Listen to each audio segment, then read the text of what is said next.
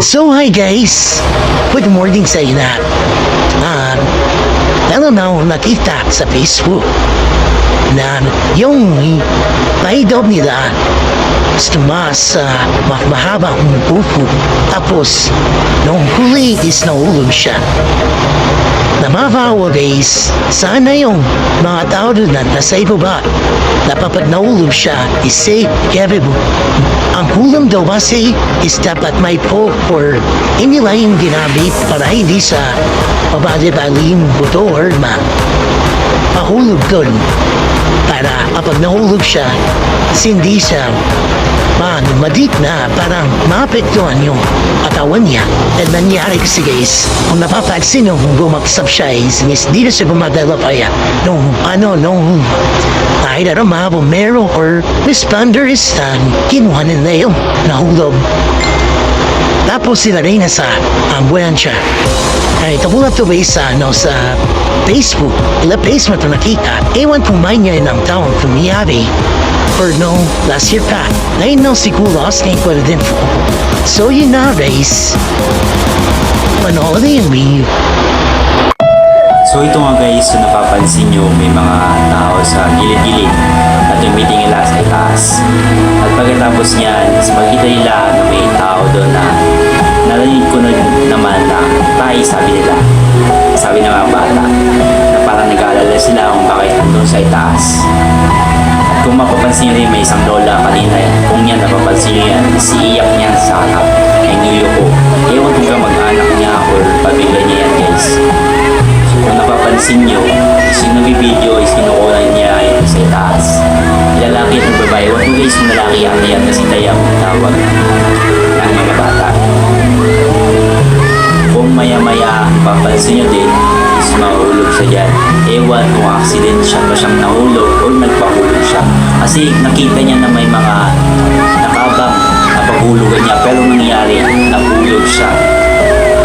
Pero nangyari naman is, kung napapansin nyo, is hindi na siya gumagalaw. Ewan guys kung patay na ba siya o hindi pa.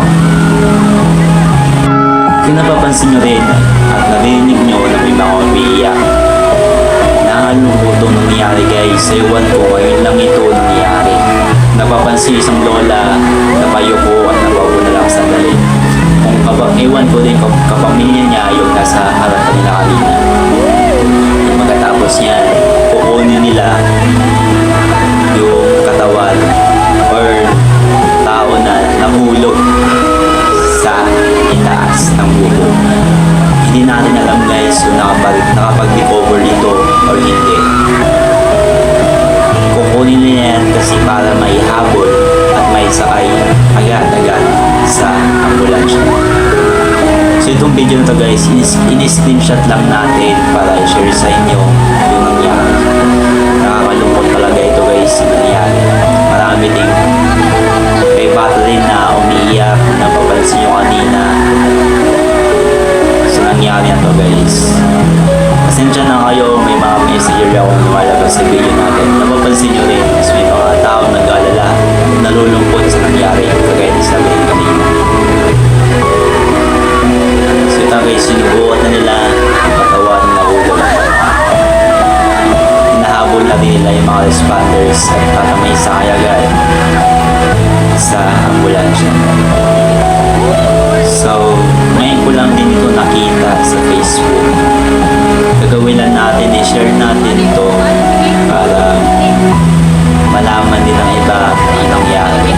Malaman din natin ang nangyari. Pero hindi tayo updated kung nakapag-recover na rin ba ito tao na to sa hospital.